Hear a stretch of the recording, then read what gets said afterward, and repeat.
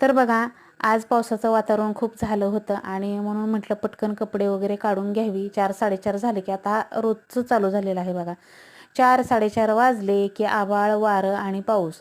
तर धो-धो असा पाऊस पडणारच होता आज, कारण आजसुद्धा खूप आभाळ आलं होतं. वाटतच होतं पटकन म्हणून मी सगळी कपडे वगैरे काढून घेतली आणि कपडे वगैरे काढून घेतली. त्यानंतर बघा, इथं आमच्यात काल पाऊस पडला होता ना, काल वारं बिरं भरपूर आलं होतं. तर कालच्या वाऱ्याने आणि पावसाने अशी खूप घाण झाली होती इकडं. आणि कचरा जो आहे ना, इकडची तिकडची कागदं बिगदं सगळी अशी झाडांच्या बुडामध्ये येऊन जमा झाली होती. तर ती सुद्धा सगळं झाडून वगैरे घेतलं, कारण आता बघा पावसाळ्यामध्ये ही स्वच्छता करणं खूप गरजेचं आहे.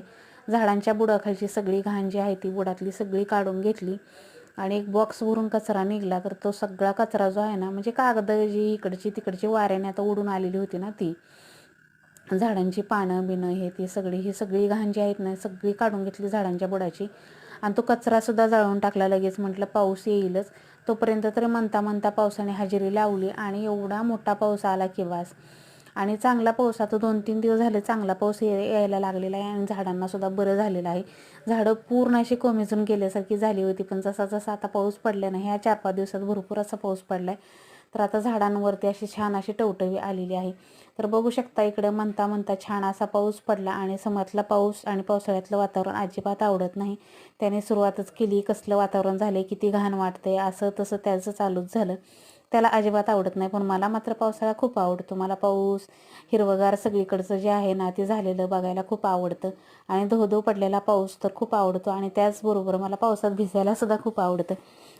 थोडं भिजली मी, पण तो ओरडत होता, मम्मी भिजू नको भिजू नको, तू आजारी पडली की बाकीचे सगळेच आजारी पडतील.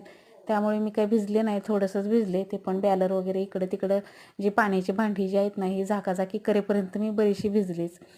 तर पाऊस पडून गेल्यानंतर टेरेसला आले तर खूप छान वाटत होतं. इतकं प्रसन्न वाटतं ना पाऊस पडून गेल्यावरती टेरेसवरती यायला.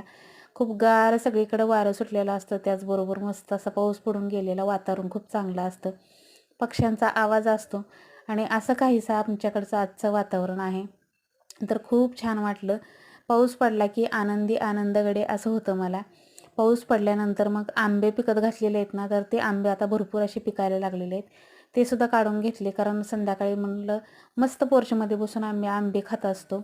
रस पण खाऊन कंटाळा आलेला आहे आता, रोज रोज रस रस रस. त्यामुळे काय करायचं, धुवायचे आणि मस्त असे खायचे. तर असे चुकून आंबे खायला कोणाकोणाला आवडते नक्की कमेंटमध्ये सांगा. आमच्या लहानपणीची आठवण आहे बघा.